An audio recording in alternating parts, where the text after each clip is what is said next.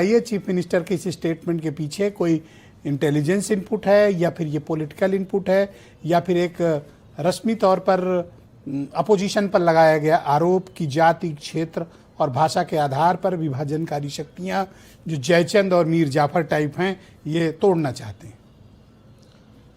देखिए, कार्यक्रम जो था वो सेना के सर्वोच्च अधिकारी के सम्मान में था, तो देशभक्ति से जुड़ी हुई बातें वहां पर होनी स्वाभाविक है और उसमें इतिहास और मुगल कालीन इतिहास जुड़ गया, इसलिए ये मामला सामने आया है।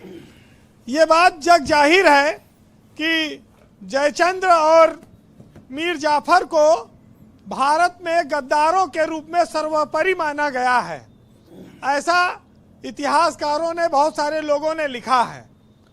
योगी आदित्यनाथ ने जो बयान दिया है वो उसमें आप ये मान सकते हैं कि वो जिन विपक्ष की पार्टियों पर भ्रष्टाचार के आरोप लगाते हैं ये उनसे जुड़ा हो सकता है और वो ये चाहते हैं कि हिंदू वोटों का बंटवारा ना हो, इसके लिए उन्होंने कहा कि विभाजनकारी लोगों से सावधान रहें। वो एक राज्य के मुख्यमंत्री हैं, उनके पास बहुत सारी जानकारियां भी आती होंगी और राजनीतिक व्यक्ति हैं। दोनों दृष्टिकोण से ये बयान दिया हुआ माना जा सकता है, क्योंकि जिस तरह से घुसपैठियों को लेकर योगी लगातार बोलते रहते हैं और उनको खदेड़ने को लेकर नफरती लोगों के लिए वो बोलते हैं, तो इसमें उनका एक राजनीतिक लाभ है।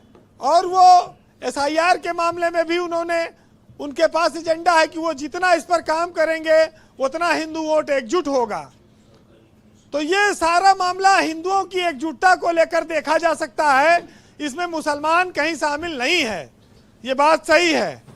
और एक सरकारी मुखिया के नाते उनको विघटनकारी ताकतों पर, उपद्रव फैलाने वालों पर सावधान रहना चाहिए, नजर रखनी चाहिए और उससे जनता को भी अवगत कराते रहना चाहिए, इसमें कोई बुराई नहीं है। लेकिन बीजेपी के पास देखो मंदिर राम का बन गया है। अब हिंदुत्व वाले मुद्दे में ये एक धार नई अब आएगी कि विघटनकारी, आतंकवादी, मीर जाफर, जयचंद, ये सब चीजें चलती रहेंगी, कोई नई बात नहीं है। लेकिन आप ये मान लीजिए कि नेताओं के जो ये बयान है, ये लड़ाई सिर्फ सियासी है और दिखावटी है, इससे ज्यादा कुछ नहीं है और ये वोट का ध्रुवीकरण करने के लिए है। आप तो मुद्दे की हवा ही निकाले दे रहे हैं। ब्रजेश जी, जयचंद को लेकर तमाम तरह की बातें, लोगों के अलग अलग राय है, लेकिन जयचंद कन्नौज से लेके बनारस और बिहार तक शासन करता रहा लंबे समय तक। वो राजा था। घटनाएं जो हुई उसके परिप्रेक्ष्य में कहा जाता है कोई आज तक अपने बच्चे का नाम जयचंद नहीं रखते लोग। विभीषण भी नहीं रखता है। जय सिंह तो रख लेते हैं, जयचंद नहीं रखता कोई।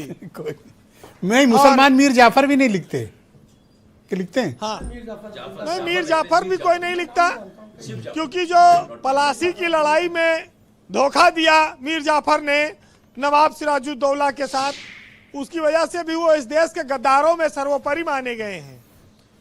तो बार बार मोहम्मद गौरी को आमंत्रित करके बदले की भावना से जयचंद ने पृथ्वीराज चौहान को बंदी बनवाया, मरवाया।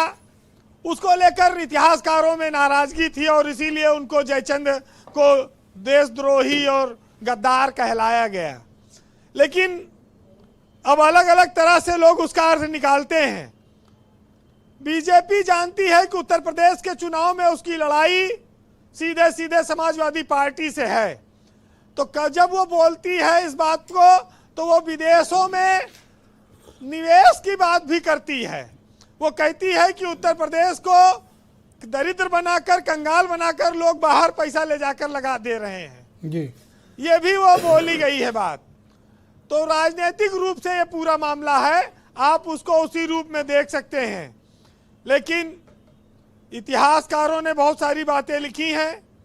जब इस देश में जात के नाम पर फार्म भरे जाते हैं, अध्यक्ष प्रदेश बनाए जाते हैं, मंत्री बनाए जाते हैं, नौकरी दी जाती है, आरक्षण दिया जाता है, तो जात पात की बात कैसे मिट पाएगी?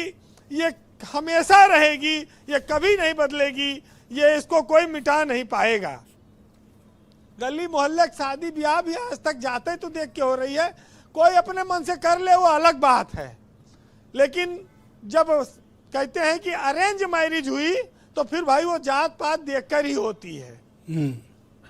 तो सुनिएगा जी वीरेंद्र एक जी। साहित्य की 4 लाइनें कि एक साहित्यकार ने लिखा है कि जय चंदों के बीच खड़ा हूं फिर भी लहराता जाता हूं, और कुर्सी की खातिर लोगों ने क्या न किए छलछंद यहाँ, और कोई बना मीर जाफर तो कोई बना जयचंद यहाँ, और युद्धों में कभी नहीं हारे हम डरते हैं छलछंदों से, और हर बार पराजय पाई है अपने ही घर के जयचंदों से।